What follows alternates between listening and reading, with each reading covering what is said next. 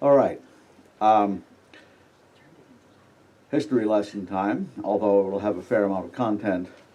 By the way, I want to make it clear to you that not all of my lectures are going to be about philosophy and history. There are some serious meat and potatoes involved in some of these too. In fact, I have a slide of meat and potatoes in one of them to make the point. This is on Mesopotamian astrology, which clearly, although they did not achieve, let me rephrase that sentence, although they did not achieve fully developed horoscopic astrology until it came back from Egypt, they nevertheless provided a foundation with which, according to the best evidence, neither Egypt nor India could have ever developed a horoscopic astrology. And this is that for at least a couple of thousand years, not many, many thousands, but we'll address that issue directly in a moment, the Mesopotamians observed the celestial phenomena, the risings and settings of planets, and I'll explain that in a moment because it's not what it sounds like, lunar phenomena and all manner of things, and grew to correlate it with events in the world around them.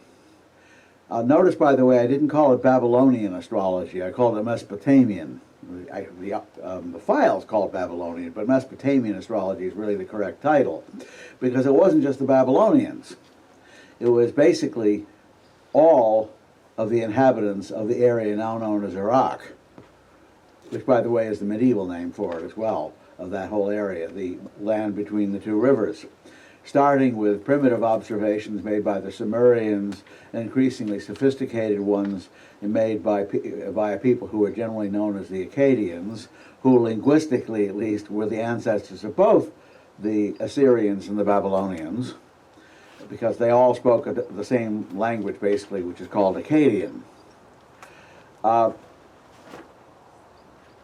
Under these later Akkadians, the effort continued and got more and more rigorous until finally Babylonian astronomers could calculate planetary positions in advance, which is, as I mentioned earlier, a prerequisite for having any kind of horoscopic astrology. It's one thing to look at the heavens and say, oh my God, we have a blood moon. Anybody remember that one recently? The blood moon? That's a real Babylonian-style observation. But it's one thing to say there's a blood moon, but it's another thing entirely to say 3 years in advance there will be a blood moon, which the earliest observers couldn't have done, but the later ones could have. So the astronomy had to grow enormously. I like to point out something which most astrologers are not aware of. When in the history of astrology did astrology have an astronomy that was up to the tasks that astrology demanded of it? And you'll be surprised, I think, by the answer. About 50 years ago. It was fairly decent in the 19th century, but it didn't really reach a degree of precision where you could say calculate a Saturn return and with an ascendant that meant something. Not until within the last 50 years. The charts would have been wrong. And so it's ironic that we have the perfect tool in an age when we are despised, loathed, and rejected by certain unnamables. I long ago realized in the course of a Neptune Sun, well, as a result of a Neptune Sun transit, the conjunction, I'm about to have the square, so let's see how this holds up, that the problem wasn't to defend astrology against scientism. The problem is to take down scientism. In other words, not just because offense is the best defense, it actually happens to be appropriate in this case. Okay, moving along, back to topic. Mesopotamian astrology, blah, blah. The birthplace of astrology as it developed in the Hellenistic, Middle Eastern, and Western traditions as well as the Indian tradition. One of the pieces of evidence of how early Mesopotamian methods started coming into India is, while we don't have a whole lot of horoscopic astrology in the Vedas, which is one reason why I'm not comfortable with the term Vedic astrology. Jyotish is fine, thank you. But where it does show up in the Vedas, it's base 60. Only one people ever developed a base 60 mathematics, as in 60 seconds to the minute, 60 minutes to the degree, etc. And that is the Mesopotamians. I don't honestly know why. I don't know why, but I suspect why is they immediately decided that there had to be 360 degrees in the circle, which is a base 60 number. It's basically, I think it's 60 in the base 60 system, because they needed something that approximated the number of days in a year. That means they were doing astronomy with it from the very beginning. It's not the most obvious system. Base 10, which is in fact the Indian system introduced through the Arabs into the West, is much more reasonable because you can count on your fingers. Anybody here have 60 fingers and toes? I'm not trying to be funny. My point is nobody would have ever developed that system if they were doing what primitive peoples usually did for counting. They were doing something else. Okay. The Mesopotamians were the first cultures to develop theories of planetary motion. Now, they weren't anything like our modern ones, but they could calculate a chart. You know, they might be a few degrees off, but they wouldn't be radically off. As a matter of fact, the ability to calculate reasonably accurate planetary positions goes back quite a way, starting with the later Mesopotamians. By the time, the only reason why a lot of the charts from the Greek-speaking world are so approximate is they were calculated using extremely primitive techniques, largely derived from the Babylonians, rather than the sophisticated techniques of Greek astronomy. Historians overemphasize the impact of Greek astronomy on Hellenistic astrology. That didn't really happen until after Ptolemy. Before that, they would do very rough approximations, a whole collection of which are listed in Book 1 of Vedius Valens, which was written around 175 AD. You see, your street-corner Chaldean did not have, as I like to call him, your street-corner Chaldean did not have an ephemeris. So when the client comes up, the street-corner Chaldean has to pony together a set of planetary positions, and I suspect that the good ones did it in their heads. But the methods that they used were entirely Babylonian. Okay. So the Mesopotamian development of the ability to calculate planetary positions and phenomena in advance was an extremely important development. All horoscopic astrology comes from Mesopotamian roots. All other theories about the origins of horoscopic astrology are not supported by the evidence. Now, this is an interesting phrase I want to make clear to you. Not supported by the evidence does not mean not true. It means we can't tell. One of the real problems people have is when they hear not supported by the evidence, they think somebody is denying the possibility. No, you can't deny the possibility. You just can't prove it, which is not the same thing. If something happens that'll prove it, we will revise all of our theories. I will give you a modest example that occurred recently, or rather about 5 or 6 years ago. At the Warburg Institute of the University of London, which is not exactly a poverty pocket institution, there was a conference on on ancient astrology, and I presented a paper on the whole sign house system. What you probably don't know is the scholars were completely unaware that there was such a thing. And at the end of the weekend, Charles Burnett, who is currently the leading academic researcher into the history of astrology, and oh, by the way, is rather friendly to astrology. He doesn't necessarily believe in it or not, but he believes that its study is extremely important. That's all I ask. Said, well, we have learned many things this weekend. One of the things we will have to learn, one of the things we learned is the ancients used the signs as houses. This is not in any of our books. We will have to rewrite all of our books. Now, that's the attitude of a genuine scientist. I'm not saying necessarily that he was right, although I believe he was. But I am saying that he was willing to confront the issue of the scholarship being full of you-know-what, and that something had to be done. He did not cling to a mistaken idea of the past. For those of you who are not, I do have this gizmo here, why don't I use it? For those of you who are not familiar with the geography of the situation, the green area, and let's see, can you see my cursor? Yes, can you see the cursor moving around here? Yes. In the green area? Can you? Yes. Good. That's the right-hand section is Mesopotamia. The left-hand section is Syria, Palestine, etc., etc. And at this time it was Palestine.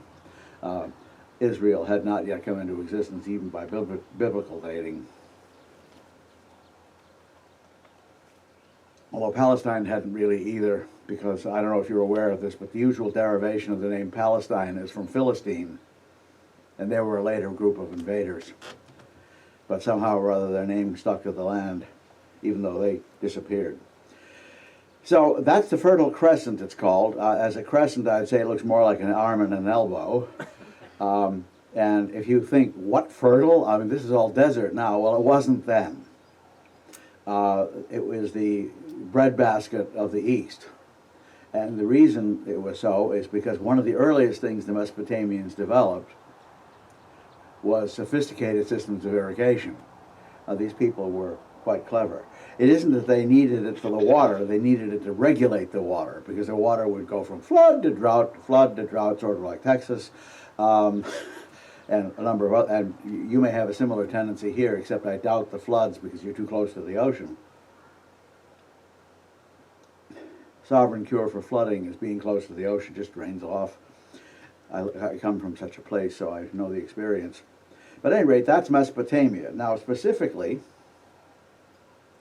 the upper area around here is what later became Assyria, and you can see the word Assyria, and the lower area is the one we usually call Babylonia, although, in fact, many different peoples ruled it. But after the Sumerians and the Akkadians sort of merged into one people, they were all speaking roughly the same language. And they were writing with clay tablets and wedge-shaped styli and so forth. Over here, for reference, is Egypt. So this whole area was not exactly a collection of separate cultures that didn't know each other existed. They interacted ferociously, and I do mean ferociously. Okay, forward. Making sure that we're going in the right direction. Okay, yeah, this is handy. Major periods of development. The first major period is the 3rd to the mid-2nd millennium BCE, and I want to remind you, BCE is equivalent to BC, but it means before the Common Era. Later 2nd millennium through the early 1st millennium BCE, remember we're counting backwards because it's a negative number, is the second period. Then we have the Neo-Assyrian and Neo-Babylonian periods. Neo-Assyrian was 911 to 612 BCE, and then Neo-Babylonian was 626 to 539 BCE. And when most people talk about Mesopotamian astrology, they're referring to this period. It isn't that nothing happened until this period. It's in this period everything that happened earlier began to come together and gel into a coherent system. And then finally we have the Persian and Seleucid periods, which is early Hellenistic. The Seleucid is early Hellenistic, where the Persians, going back here for a moment to the map, back. The Persian Empire was this whole area here in pale yellow, except that at its peak it conquered the whole of what is now Turkey, the whole of what is now Mesopotamia, the whole of what is now the Syria-Palestine area, and the whole of Egypt. So it was actually the Persians who first unified the entire area that was the birthplace of astrology. We have no evidence that I know of, unless Exon has found out something else wonderful and marvelous, that the formation of horoscopic astrology began during the Persian period, but I rather suspect it did, because there again, there was one language in use all over, and it was Aramaic, which is a dialect of Syrian, or rather Syrian is a dialect of Aramaic, to be more accurate. Arabic did not yet, well, it may have existed, but it was out there on the ends of the Arabian Peninsula and didn't have a whole lot of influence.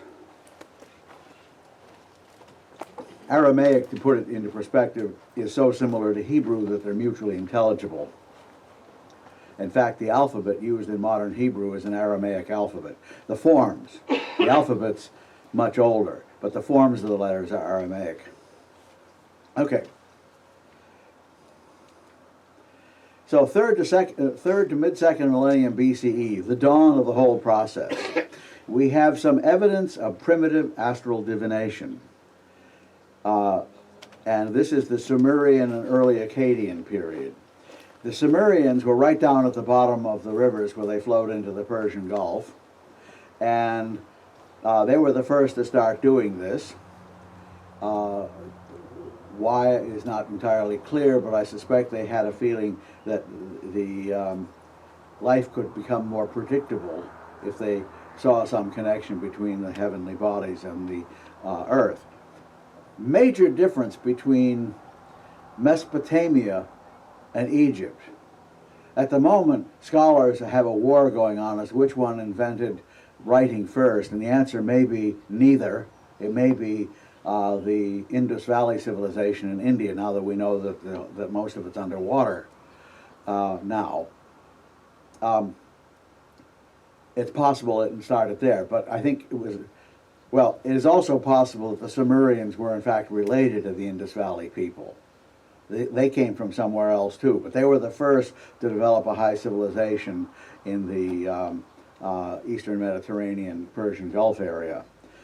The question is, who invented writing first of those two? And frankly, one day it's Egypt and the next day it's Mesopotamia, because they keep finding earlier and earlier stuff. So the first evidence we have here is a temple called the House of the Stars.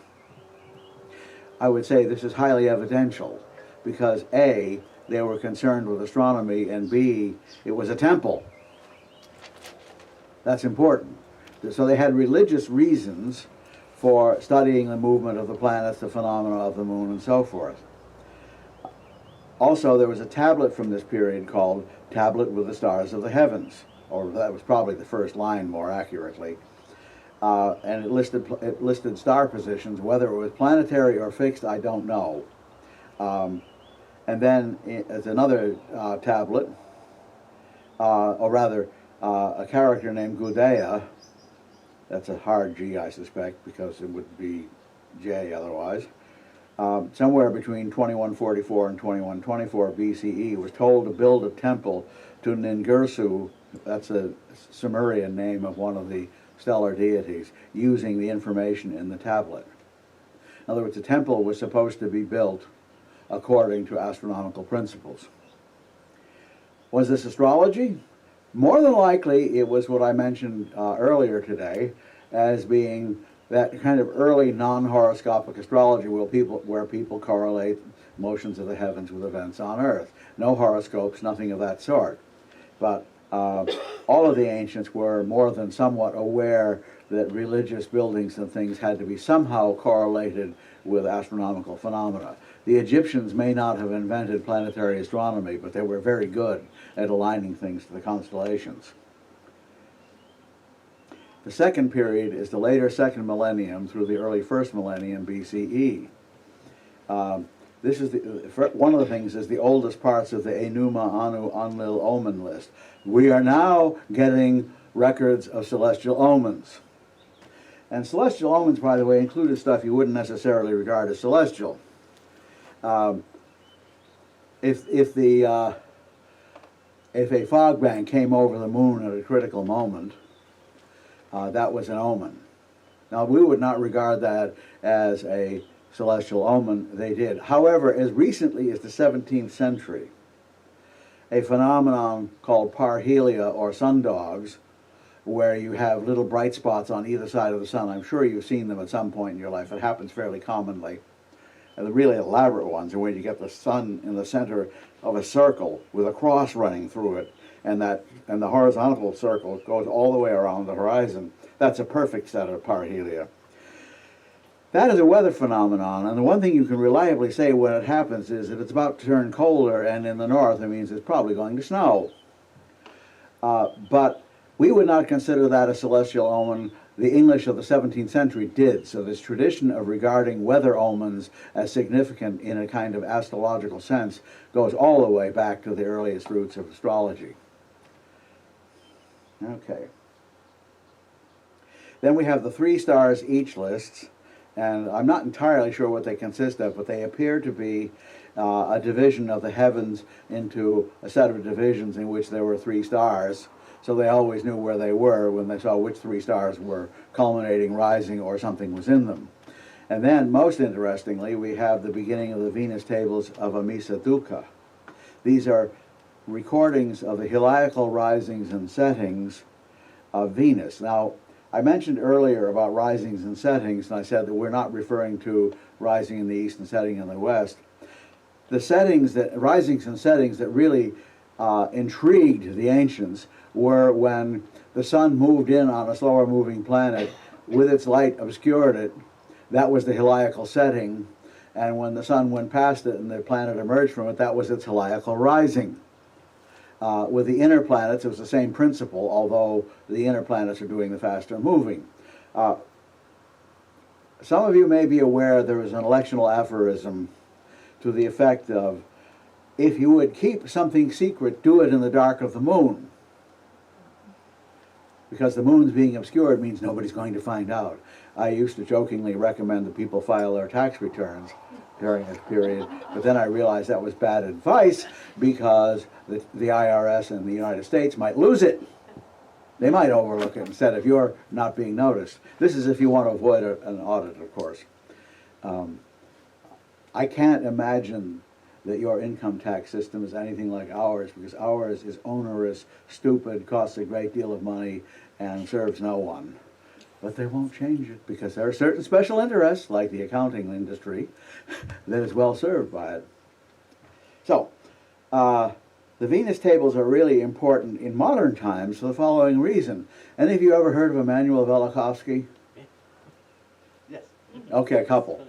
Immanuel Velikovsky proposed a radical theory that Venus, I believe, erupted from Jupiter in historical times, went whirling around the solar system, causing chaos and madness all around because it simply disrupted everything, and knocked Mars so far out of its orbit that it could be seen as circular to the naked eye, and famines and wars and all kinds of things erupted. And he accounts for just about every horrendous incident in the Old Testament with this theory. He got a very unpleasant reception from the astronomical community. This was astronomical heresy. And I have to admit, from a scientific point of view, the scientists had a case, which is that Venus has one of the neatest, most regular and dependable orbits of any planet in the solar system. That's not consistent with it being that new. What would be consistent with being that new is an orbit like Chiron's, which is extremely eccentric, and where a revolution of Chiron around the sun will vary from the previous one by weeks. You know, Venus varies by nanoseconds. So it was inconsistent there, but he was forced to deal with one phenomenon, the Venus tables of Amisa Dukkha. And he said, well, they're not really ancient because we don't have any copies of them prior to the time I'm talking about. That is true. But if you reconstruct the phenomena using astronomical programs, these tables were clearly recorded in this early first millennium BCE period, which is later second to early first, which is quite a long time in advance of Velikovsky's claims. Now, I actually have a great deal of sympathy for Velikovsky because he was treated as if he were an intentional fraud, where he was merely wrong. He should have been, treated a little more kindly, and a lot of people recognize the treatment of Velikovsky by the astronomical community as being a really good example of astrology functioning as a religion. It does, by the way. That's the religion of scientism that I mentioned earlier today. And the Mulapin, which is you'll see what it is in a moment. Okay, here is what the Enuma Anu Enlil, a collection of star omens on about 70 tablets, includes 6,500 to 7,000 omens. This, of course, is making the assumption that we have all of them. And I say that because most of the cuneiform tablets that have been gathered in the Middle East have never been looked at. In the cellars of the British Library or the museum, I'm not quite sure where they're stored, are vast quantities of these things that are not even cataloged, let alone examined for content. I don't think it's because anybody's being lazy, there's just so damned many of them.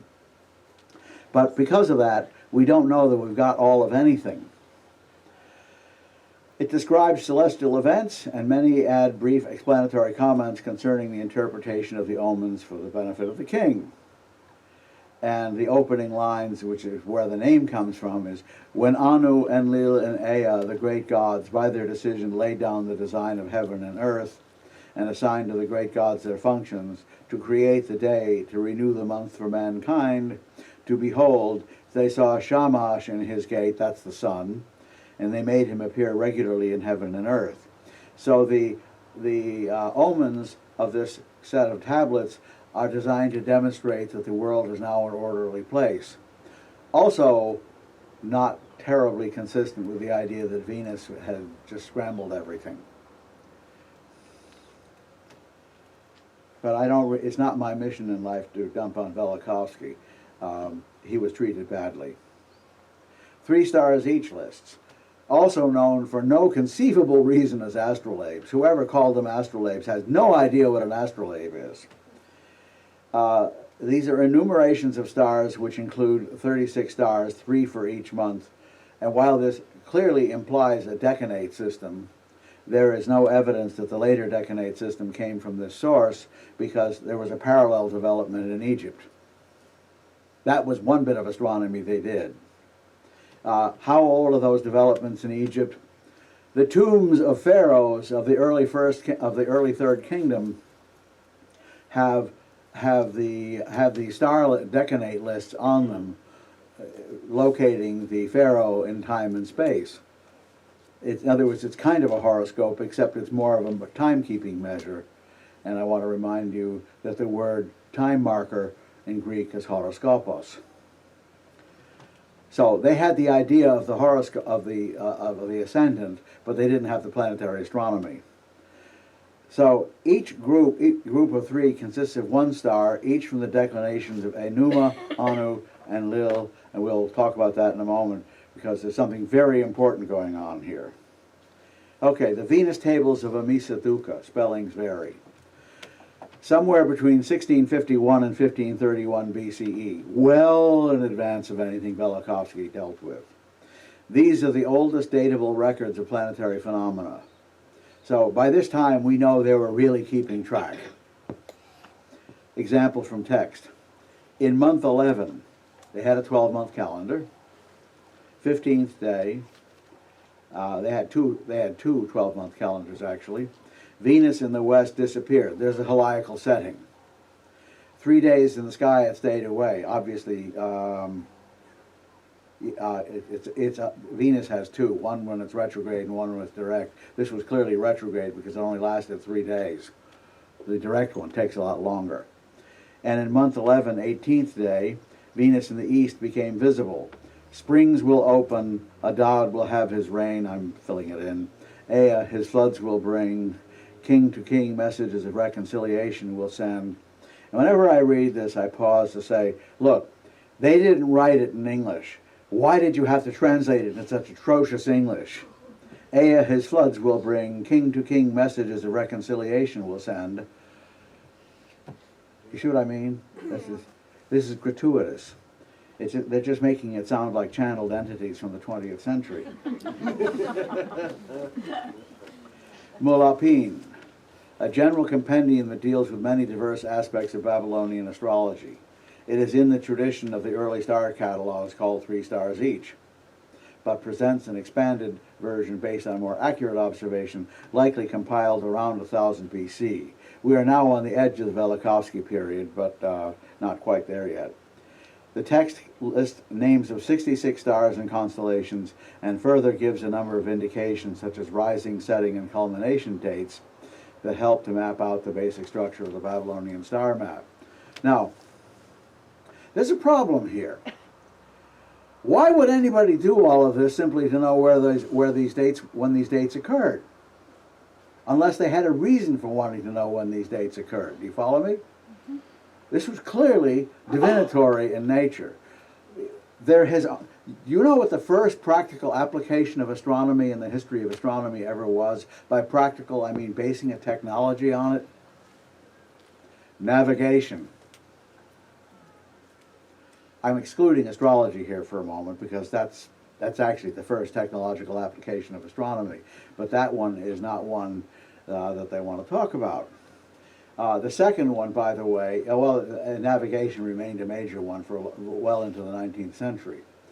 And the second major application was shooting probes at planets. Those are the only two, outside of astrology, practical applications of astronomy in history.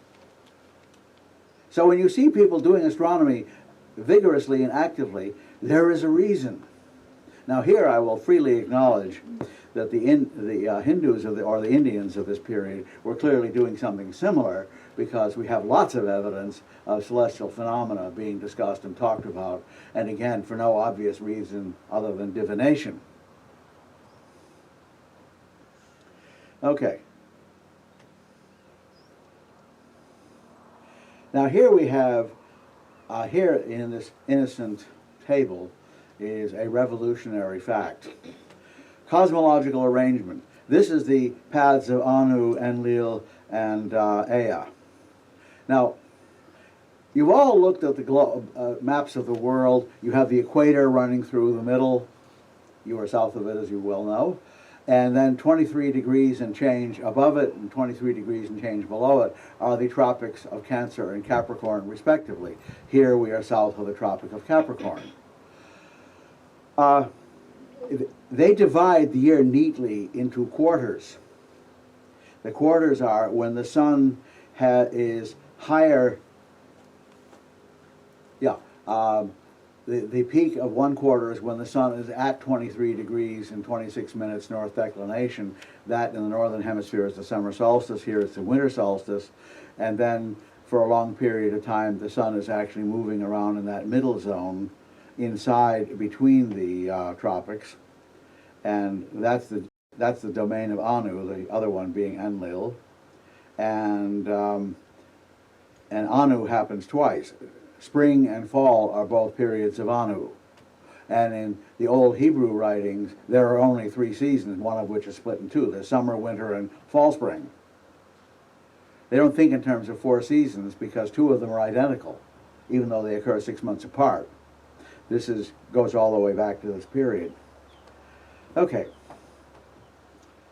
Now, here's the point that's really most interesting. The vernal equinox occurs in the middle of month 1. Now, the spring consists of months 12, 1, and 2. This means that the Babylonians were using the cross-quarter date calendar of the kind later found in Northwest Europe.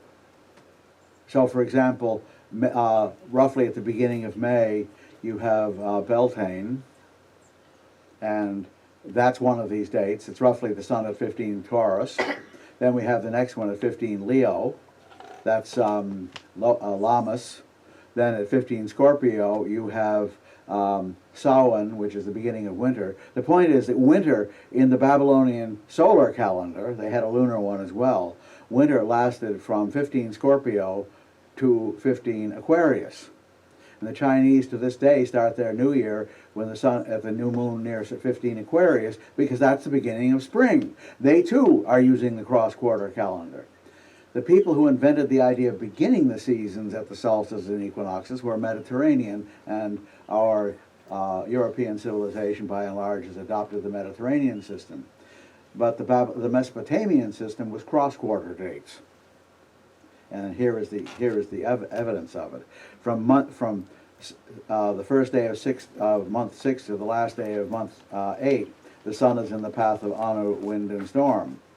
Now, the equinoxes are noted throughout the history of humanity as being a period of extreme instability. We're having a little sample of that here, although this is mild. I could get behind this kind of instability. You have more violent storms around the equinoxes because everything is in a state of flux. The solstices, which means the sun standing still, things are pretty stable. In the winter, in the more extreme latitudes, stably rotten, and in the summer, stably hot. And in the case of Las Vegas, insanely hot. By the way, for those of you who don't know what Las Vegas' summer temperatures are like, think about 45 Celsius as the summertime high. And summer lasts from mid-May to late October, or mid-October, I would say. At which point you have temperatures between 30 and 40 the whole time at least, Celsius. Okay. So the Babylonians appear to be the source of the cross-quarter date calendar. How the hell did it get into Western Europe? And you know what else came from them, Western Europe? Several gods in the Teutonic pantheon are Mesopotamian in origin. They had the same kind of mythology associated with them, and they were known by the ancient Germanic peoples as having come to them from the east. So it does appear that these guys got around. Okay, so there are 4 seasons, and the year is solar. The solstice and equinox points are in the middle of the months. Therefore, the seasons begin on the cross-quarter dates corresponding to the sun's positions as follows. Spring, which is a period of Anu, is from 15 Aquarius roughly, with a declination of -16, to 15 Taurus, where by which time the sun has a declination of +16. Autumn begins at 15 Leo, when once again the declination is +16. And then the second period of Anu, which is autumn, begins, and winter begins at 15 Scorpio, when the declination of the sun is -16 degrees. Now, here is the second revolutionary statement. We know for certain, and you will see the documentation shortly, that when the Babylonians created a zodiac in the modern sense with 30-degree equal divisions, it was sidereal, and the constellation, the stars Aldebaran, the brightest star in Taurus, and Antares, the brightest star in Scorpio, were defined as 15 degrees of Taurus and Scorpio directly. You notice that they're beginning their zodiac in the middle of a sign, just like they're beginning their seasons in the middle of a quadrant. This is tropical. Seasons are tropical. So how could they have a tropical and a sidereal system simultaneously? Answer, they didn't know there was a difference. In pre-Hellenistic period, in pre-Hellenistic history rather, nobody knew that the vernal equinox was precessing. And by the way, the evidence for this is overwhelming, that they didn't know. So we can't say that the ancient use of a sidereal zodiac is proof of a sidereal zodiac if they didn't know there was a choice. You follow me? They didn't.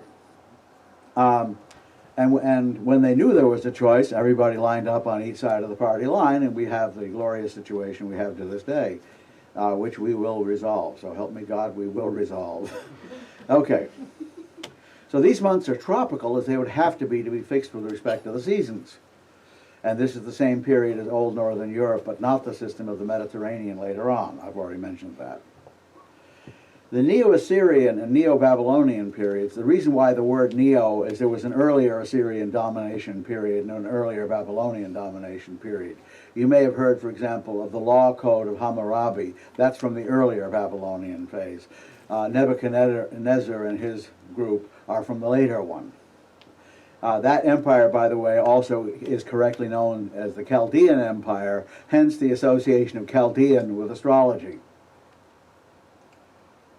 In order to have creds as an astrologer at a certain point in the history of astrology, you said, oh, I studied in Chaldea. That's like, a parallel example would be people who go to India to study Jyotish. And I'm not putting that down, but it gives you some idea of the necessity of people going to certain places to study certain kinds of astrology. Actually, a better example is Vettius Valens in the 2nd century AD, who tried to study astrology, and he wandered all over Egypt until he found somebody who really knew. And I might add, whoever it was really knew. Valens's material is the most important material we have from the ancient world. He has all kinds of methods of analysis, and they work. If you study, nobody else in Hellenistic astrology study Vedic Valence. There's just one problem. The two existing translations, Schmidt's of about 2/3 of it and Mark Riley's of all of it, need to be gone over with a fine-tooth comb to correct the use of the English to reflect what the Greek is actually saying. The words are all correct in both translations, but as you know, every word means many things, and if you aren't careful to pick the right meaning, you get stuff that is pretty close to gibberish. Schmidt has the greater tendency toward gibberish. Mark Riley writes a very orderly English, but he clearly doesn't know the astrology. Schmidt did. But Schmidt has a tendency to write obscurely, so. In this period comes most of the material for pre-Persian Mesopotamian astrology. The most complete version of the Enuma, Ana, and Lil comes from this period. Planetary positions and phenomena can be and were calculated in advance. Interesting phenomenon, though, to give you some idea how different their use of astrology as for omens was from what we would do, is in their lunar calendar, the new moon occurred on the 1st of the month, and the full moon occurred on the, occurred on the 15th of the month, and it was considered a really bad sign if the full moon did not occur on the 15th of the month.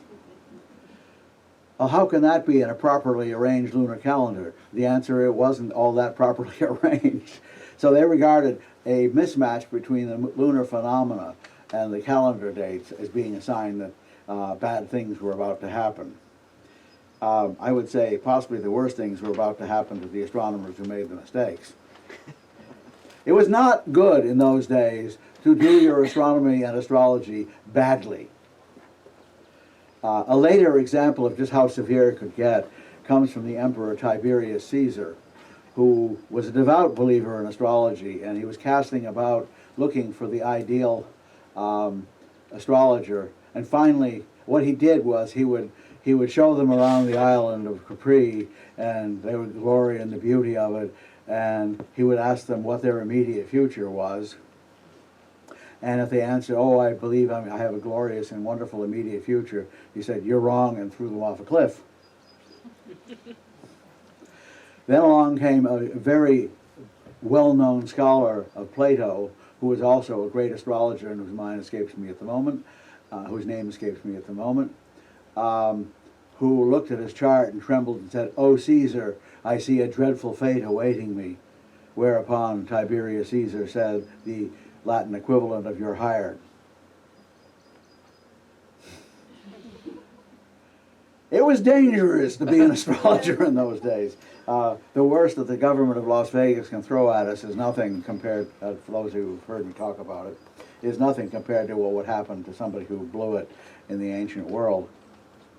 Okay, state of astrology before the Persians. First of all, if you were going to classify this in modern terms, all of the astrology up to this time was mundane astrology. Non-horoscopic mundane astrology, but mundane astrology. The forecasts were entirely for the benefit of the ruler and the state. No individual forecasts were made at all. In fact, they weren't even made for the king. In the normal sense, they were made for a king as an embodiment of the state. Although they did have an interesting custom that if there were indications of danger to the king would resign from the throne temporarily, and only in theory. They would appoint some person of low demeanor, possibly a slave, to be king, and on the date the phenomenon occurred, he would be assassinated, and the other king would resume ruling. That way, the event happened to the king, but not to the person of the king. Really kind of nasty way of fending off astrological indications. No horoscope or birth chart of any kind. The zodiac of 12 signs had not yet developed.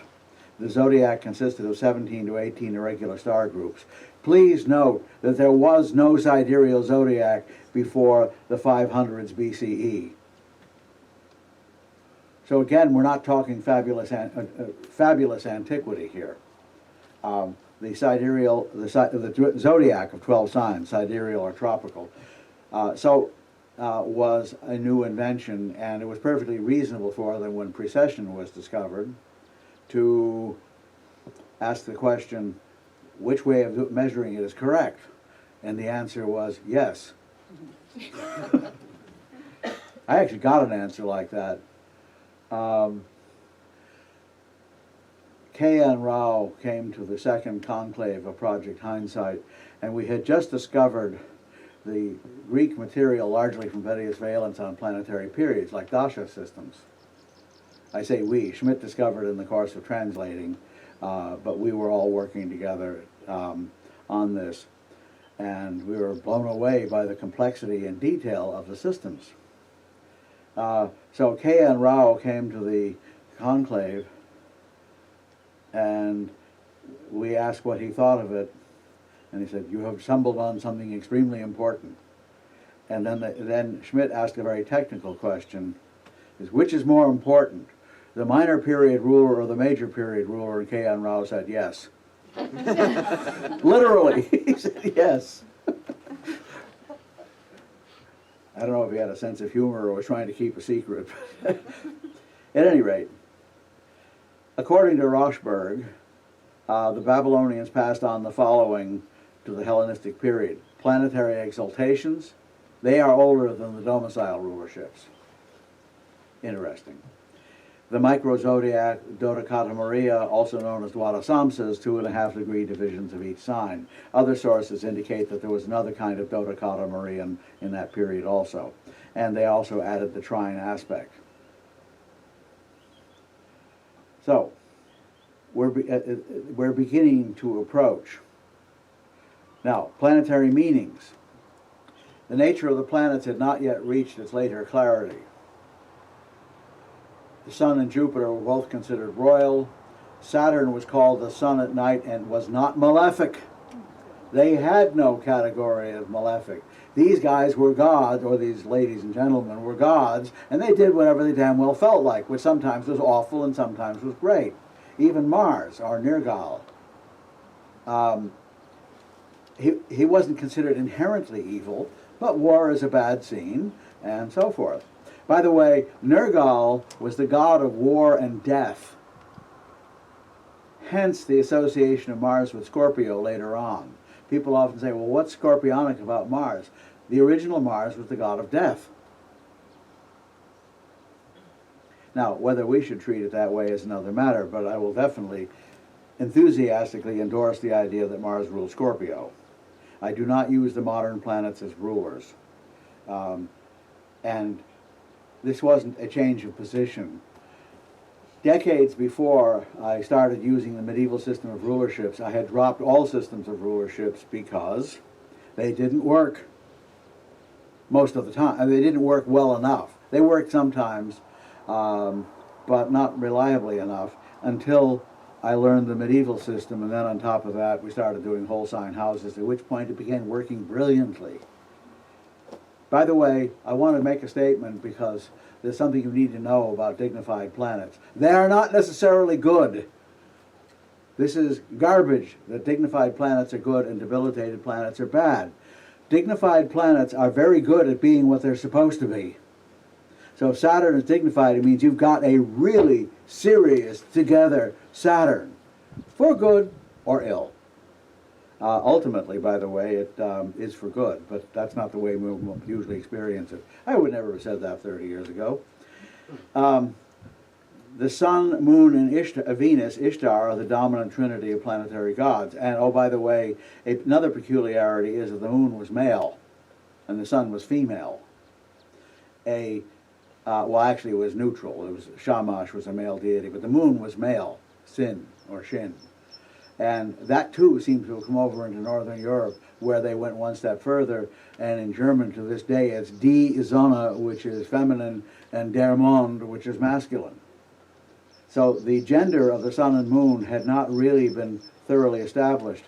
But there is a curious reflection of this in medieval astrology, where they talk about the interactions of signs that have the same ruler. And in the medieval version of the system, not the Hellenistic, it is believed that Leo and Cancer are a pair of signs that are ruled by the same rulers.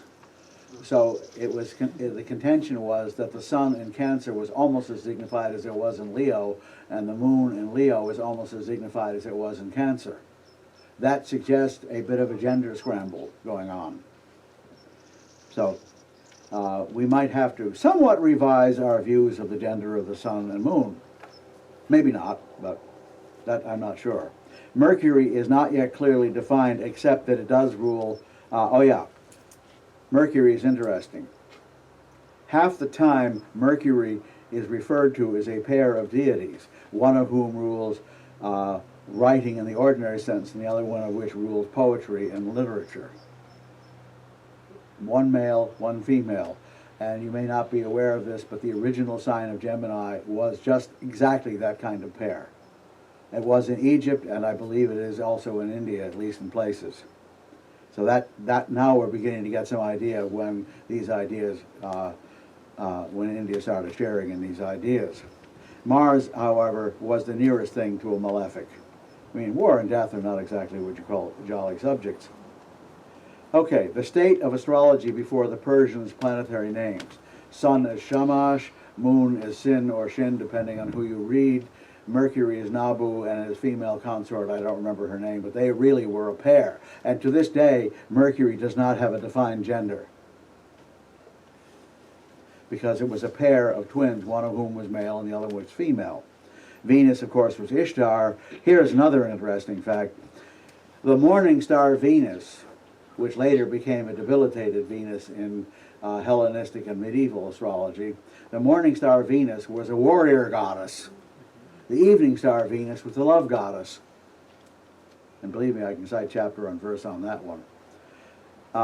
Mars was, of course, Nergal, the god of war and death. Jupiter was Marduk, who was the king of the gods. And already Saturn was second to Jupiter, and Saturn was Ninib. And Saturn was described as a frail old man of kindly intentions with no particular nastiness at all. And by the way, they were right. That's the high Saturn, although I'm not so sure about the frail part. Okay, state of astrology before the Persians. Fate. The omen indications of the planets are negotiable. The proper ritual or namburbu can avert or alter the import of an omen. This use of ritual and talismans, stones, and so forth has survived to this day in Indian astrology. If you do the right kinds of stuff, you can turn difficult aspects in your chart into positive ones, and you can also avert difficult indications, or at least modulate them. There is no sense of a mechanical fate in the Mesopotamian astrology. Astrology is not fatalistic. It indicates tendencies and trends. Gee, how modern. Because you can always talk to the god and say, hey, look, can we renegotiate this deal? The modern equivalent would be gaining the consciousness to understand what the energy is really about and renegotiating your relationship with it. I'm not going to say plus or minus on the Indian approach. My reaction is interesting. I don't know anything about how well it works. I'm not prepared to say that it doesn't.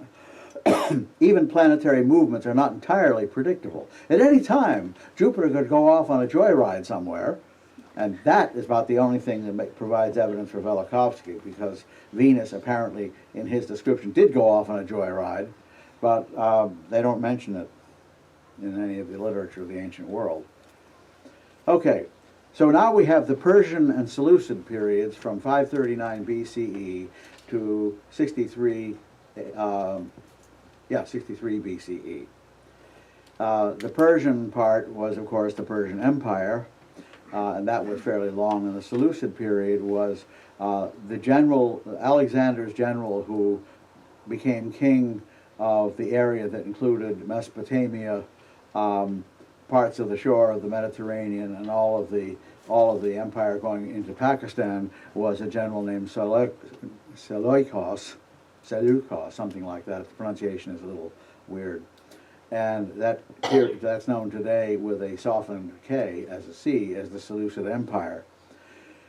And that brings us into the Hellenistic period, but it's early Hellenistic, in which we don't have a whole lot of concrete evidence about astrology. These periods can be lumped together for our purposes, because whatever was going on, it was a continuum. Babylonian, and I do mean Babylonian this time, Babylonian astronomers were writing observations of the moon and planets on clay tablets, just like they have been doing for almost 1,000 or more years. And the last records written in cuneiform occur after this period, although Babylon was clearly on the way out for reasons we don't fully understand. In later Greek history, Herodotus, I believe, went to visit the site of Babylon, and it was already beginning to crumble into the desert. He was utterly amazed by the grandeur of the ruins, but the place had been completely evacuated. I suspect meteorological problems were behind it. So, the zodiac of 12 signs as we know them comes into existence. An older tradition that makes Libra the claws of the scorpion continues up to Ptolemy, but Libra is a Babylonian constellation. It isn't like Ptolemy proved that there are only 11 signs. The Babylonians had 12. I don't know why Ptolemy stressed the claws, but if you look at the constellation of the scorpion, making the two scales the claws of the scorpion makes the scorpion look much more like a scorpion. Without it, the scorpion has sort of folded itself in like this, the arms folded in, and you don't really see the arms, but in the other way, it's going out like this, which is much more like Scorpio, the constellation. Planetary computation improves. Omens for individuals come into existence now. Around between 500 and 400 BCE, we have charts of individuals, but they are not horoscopic. There's no ascendant. The planets are listed as being in signs, how long ago they heliacally rose or set, what the moon was doing when they were born, and they would draw very simple statements about the significance of that, some of which you will see shortly.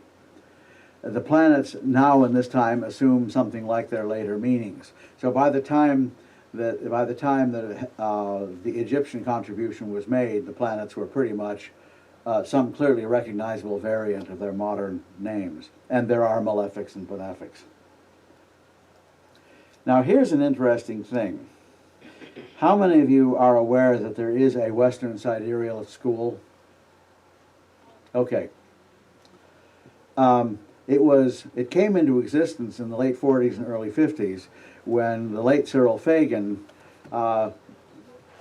in his studies, concluded that the ancient zodiac was sidereal. He was right. And then working with Garth Allen, also known as Donald Bradley, Garth Allen was his pen name, they corrected Fagan's initial measure to, they originally defined Spica as being 29 degrees of Virgo, where in the Indian system it's 0 degrees of Libra. And they corrected it by 6 minutes, which had the odd effect of making Aldebaran exactly 15 Taurus and Antares exactly 15 Scorpio. Well, here is an article from 1958 by a scholar who shows no evidence of having known anything about Fagan and Allen. It's called Über den Nullpunkt der Babylonische Ekliptik. And here's the formula he gives for the Ayan Amsha.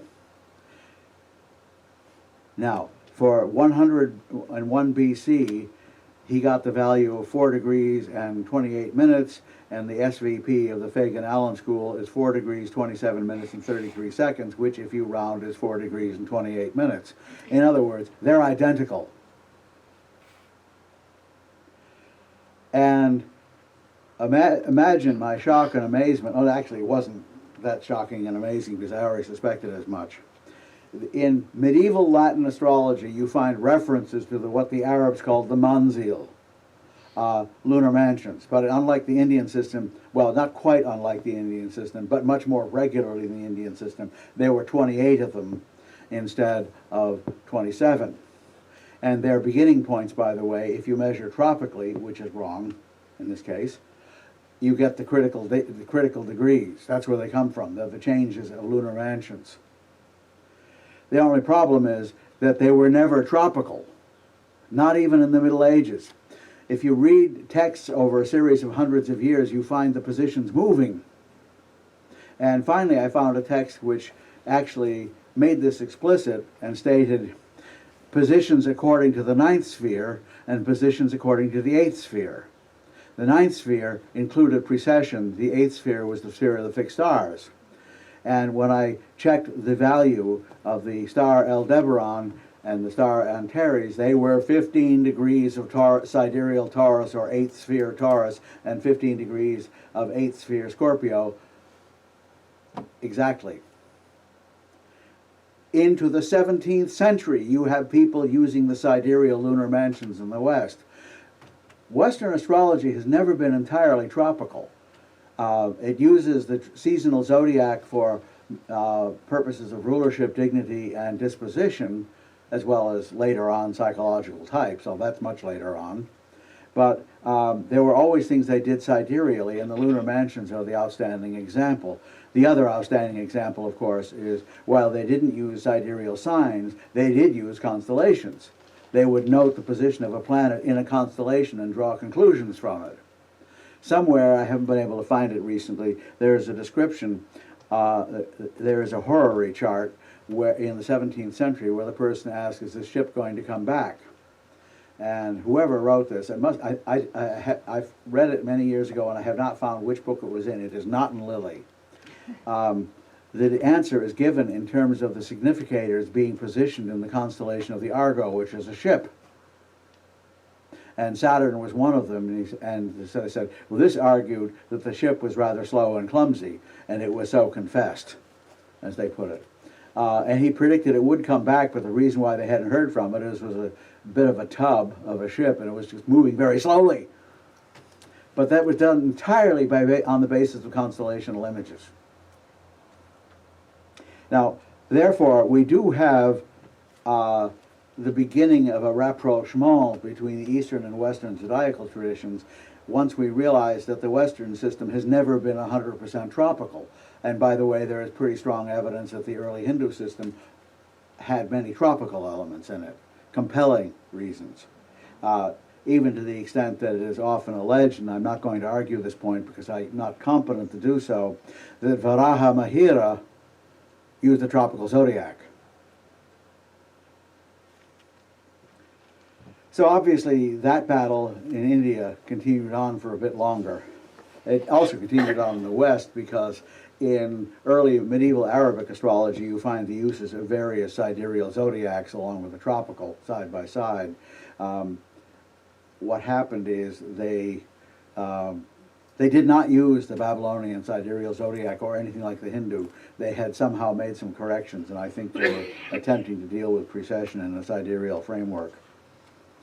It wasn't until, I'd say, roughly 900 AD or CE that Western or Middle Eastern / Western astrology became entirely sidereal insofar as tropical, insofar as it ever became entirely tropical. Until the 17th century, there was a huge sidereal component. And that's pretty recent. Okay, maybe late 16th. Okay.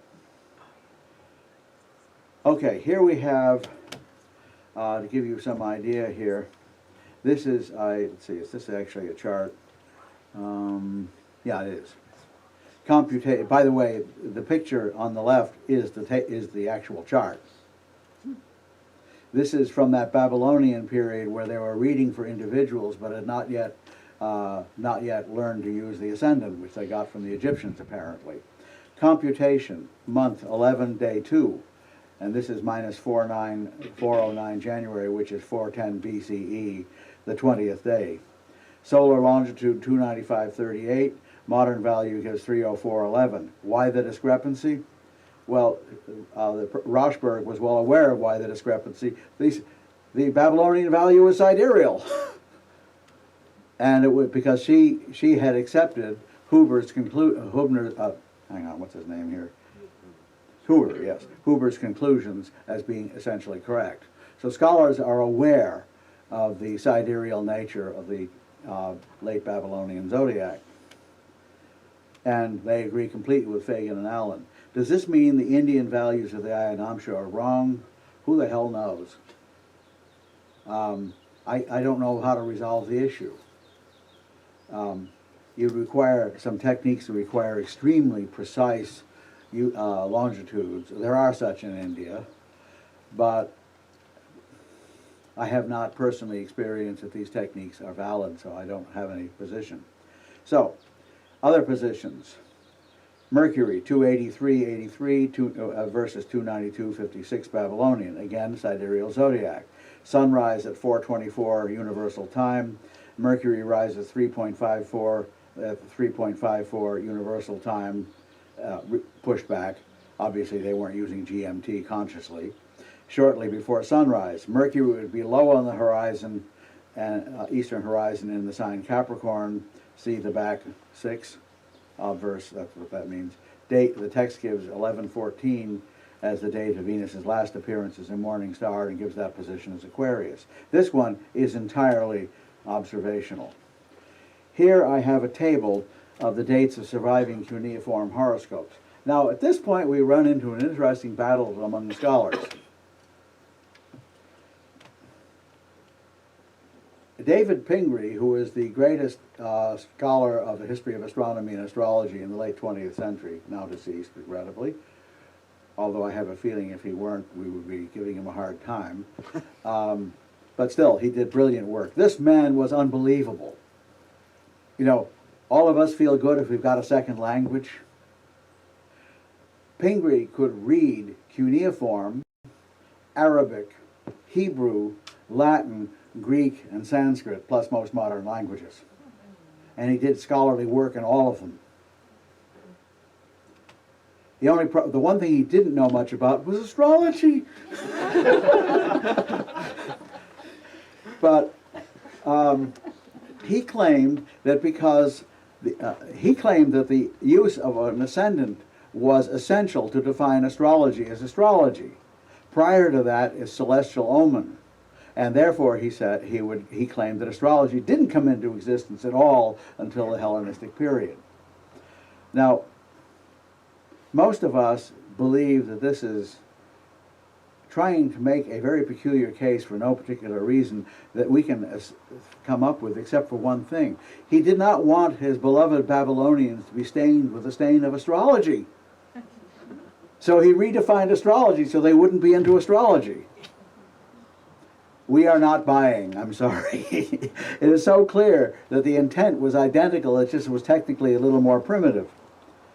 Okay, these are all the surviving ones, and the source is Rochberg, because the earlier source of Sachs did not have all of these. Several new ones have been discovered in the last 40 years. And the earliest of these date to 409, minus 409, which, by the way, is equivalent to 410 BCE. Minus numbers, you increase by one digit to go from minus to BCE. And the reason why astronomers and historians like the minus years is because you can add a CE or AD year to a minus year and come up with a time span without having to worry about that damn fact there was no zero. In this system, there is a year zero. But it's purely for mathematical purposes. Okay. Yeah, this I believe is the oldest chart that contains any omen. I don't know if it contains any omen, but it's clearly aimed at an individual. Now, you may say, why isn't the omen written down? Most of the birth charts that were cast in the ancient world give you the birth chart. The astrologer delivered the interpretation, and they didn't write it down. How many written interpretations, those of you who do astrology for a living, how many written interpretations have you done? Have any of you done a written interpretation? And do I need to ask why you haven't done one? No. A client of mine faithfully transcribed one of my readings and was 45 pages of typescript. You couldn't pay me to do it. Or if you did, you would regret it. So, we've replaced the written report with MP3 files, much simpler, or video files. So Tebetu the 24th, and the last part of the night of the 25th, year 13 of 2. I don't know what what the 2 is. Darius the child was born, so his birth date is given. Kislevu around the 15th. I don't know what that means. Mercury, first visibility in the east. That's a heliacal rising behind or east of Gemini. Tebetu, winter solstice, was on the 9th of Tebetu. Last lunar visibility of the month was on the 26th, and so forth. Now, let's see. Yeah, this one has no interpretation, so we'll go right on to the next one. Yeah. Here's the next. This used to be the oldest one known, but this other one sort of beat it out. And so here he gives on one side of the tablet the astronomical information. Jupiter in Pisces and Jupiter in Pisces along with Venus, Saturn in Cancer. Oh, Venus and Taurus, sorry. Jupiter is in Pisces, Venus is in Taurus. Both benefics are dignified. Moon was below the horizon in the pincer of the Scorpion. Now, the question was that Libra or Scorpio? I don't know which, because lower pan suggested it was Libra. Mars in Gemini, Mercury, which had set, was not visible, and so forth. Things will be propitious for you. That is the reading. This kind of reading I could do for the money I charge now. In Dorotheus, in the text attributed to Dorotheus, a good deal of which is probably actually from Dorotheus, there is a chart with where he gives the planets that are out of sect and so forth and debilitated, and he says, this indicates that he would have a life of low status and misery and poverty, and so it turned out. That was the entire reading. Not exactly what you call a humanistic reading. Here's another one. This one actually gives minutes. I think that's about, 10 minutes of Aquarius. And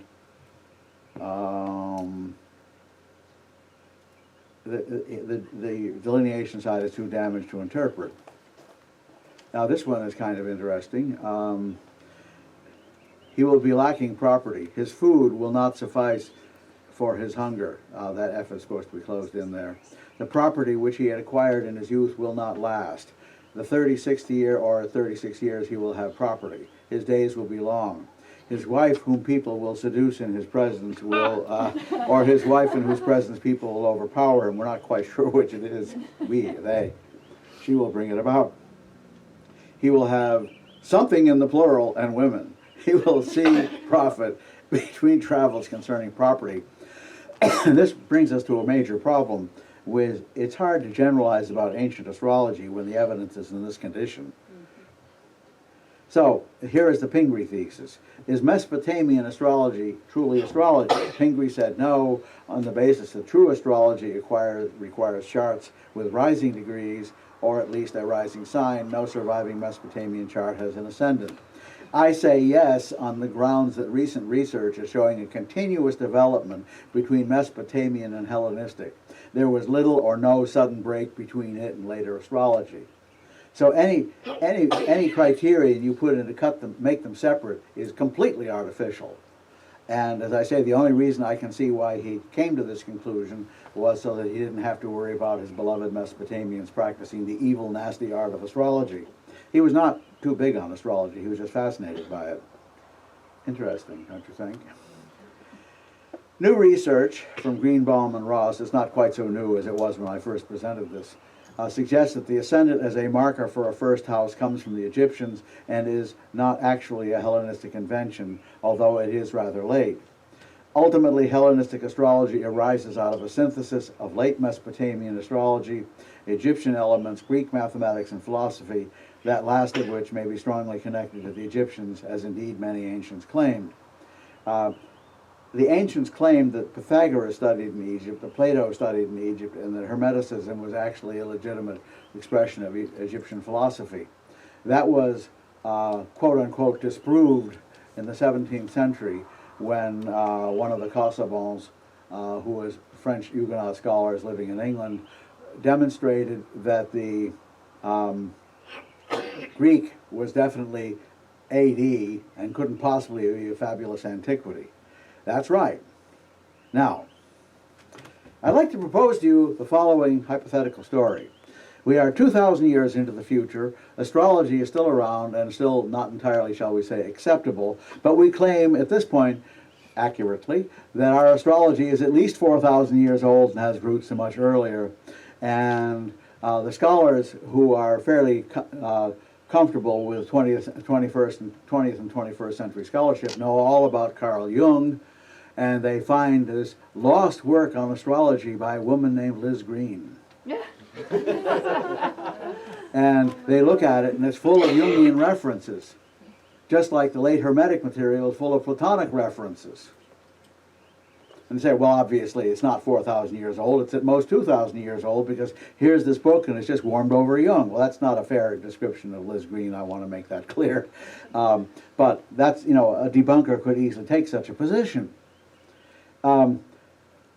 I think it is far more likely that Hermetic, and other people will be talking about this week, including me. It's going to be a big topic this week, Hermeticism and astrology. We take the position that what happened was, in fact this was actually stated by one of the Neoplatonic philosophers, that the material that we have was Egyptian astrology formulated in the language of the prevailing philosophical system of the time, which at that point was Platonism, or forms of Platonism. And Iamblichus of Syria, who was one of the great later Neoplatonists, said that the people who translated the Hermetic material into Greek were familiar with Greek philosophy.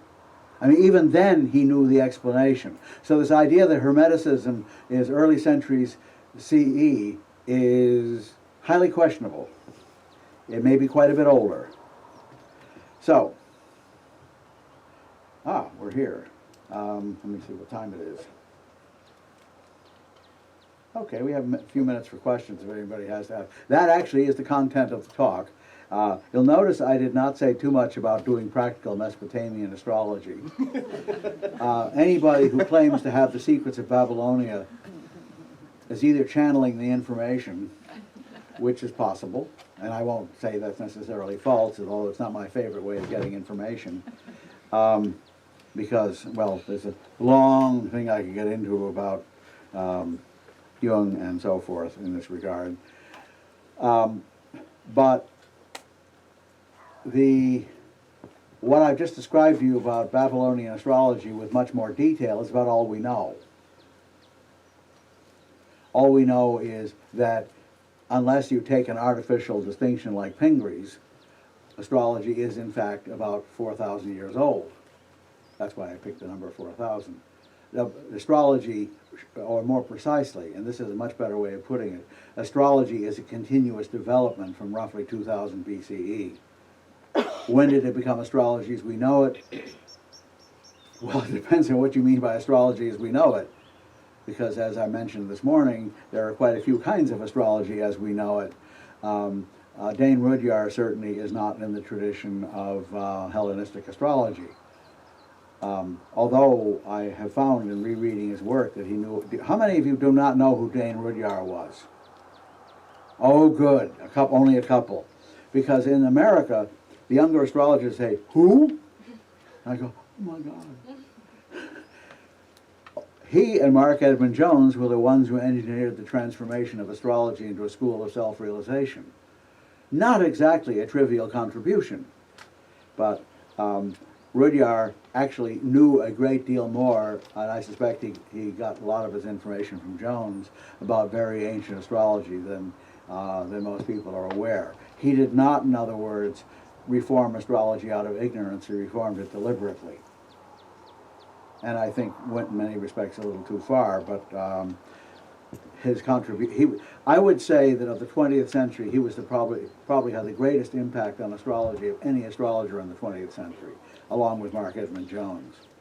But it mostly came through Rudyard because Mark Edmund Jones wrote almost completely unintelligibly, where Rudyard is only difficult.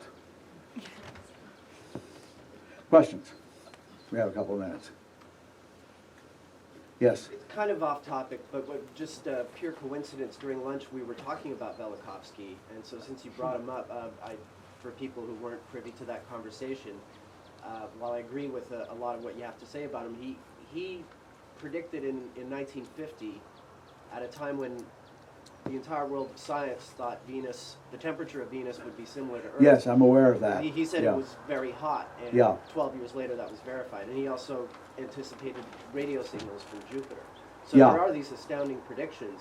And Yeah, I think of him in the vis-a-vis astrology, the example being a scholar can make these astounding predictions. Like if we as astrologers think that all we need to do to give astrology validity is to make some astounding prediction accurate. Yeah, there is a problem.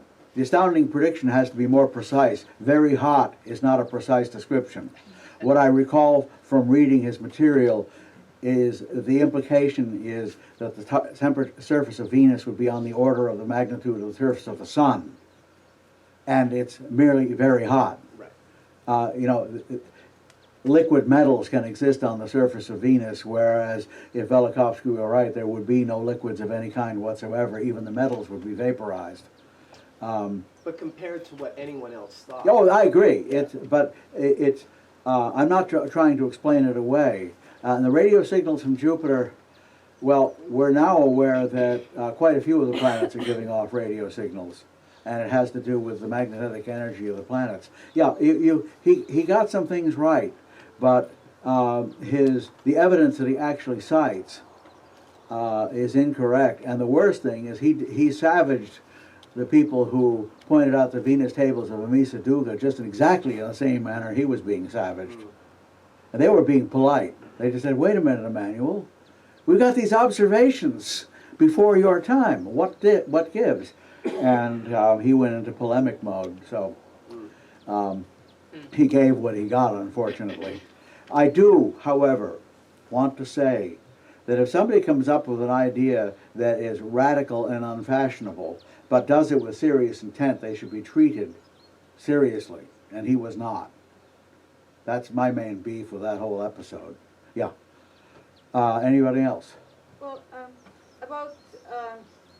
about the technique, as in Babylonian astrology, Michelle had a very interesting lecture this afternoon, telling us about Babylonians already knowing the lunar latitude. So, you know, the latitudes. Yeah, the main problem I have with most of the evidence coming from the Jyotish school is... okay, go ahead. I don't want to cut you off. Yeah, go ahead.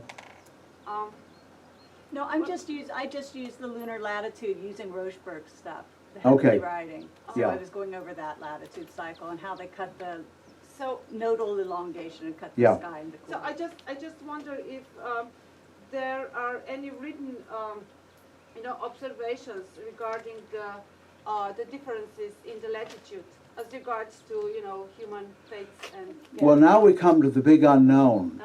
There's like I- four. Yeah, I mentioned this morning, that, boy, my sense of time is going to hell in a handbasket. I mentioned this morning that one of the great tragedies of history is that much of India is a tropical climate, very humid. They used organic leaf matter to write on, including papyrus, and it disappeared. I don't think any part of India, even the desert parts, are capable of preserving papyrus records, whereas in Egypt, well, we just not recently, in the late 1940s and early 50s, they found all these papyri written around 300 AD, giving us all the Gnostic Gospels. That's a hell of a long time.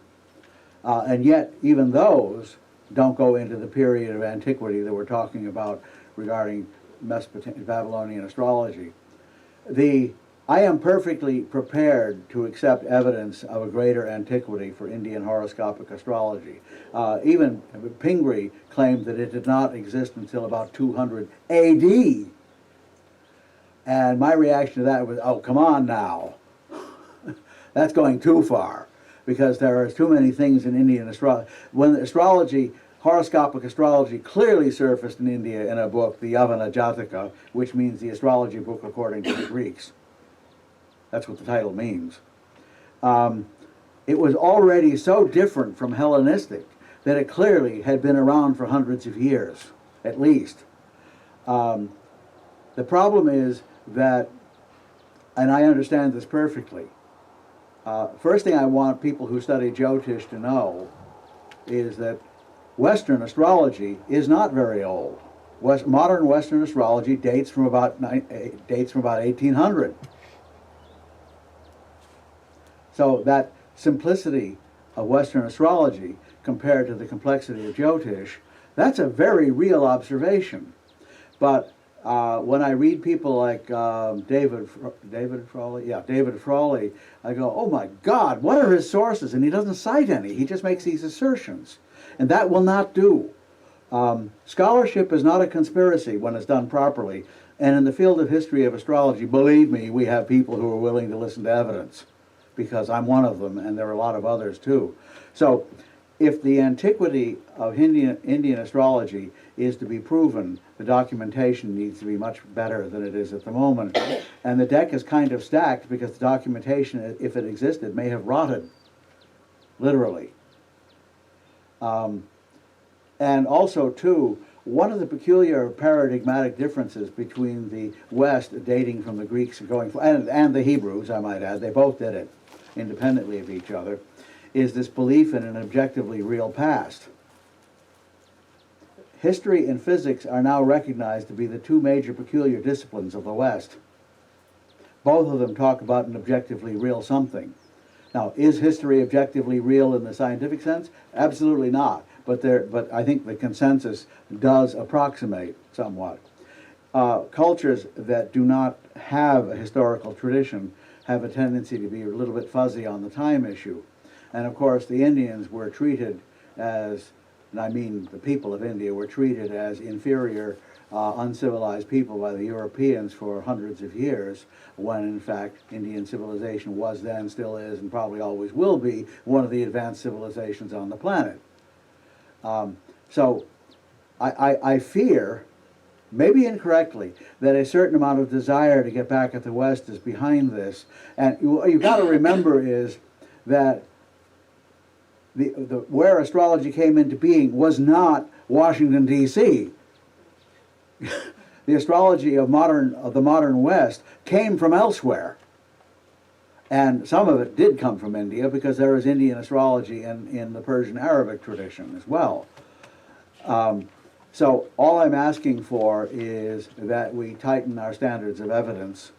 And I am perfectly happy with the notion of, we don't know how old Indian astrology is.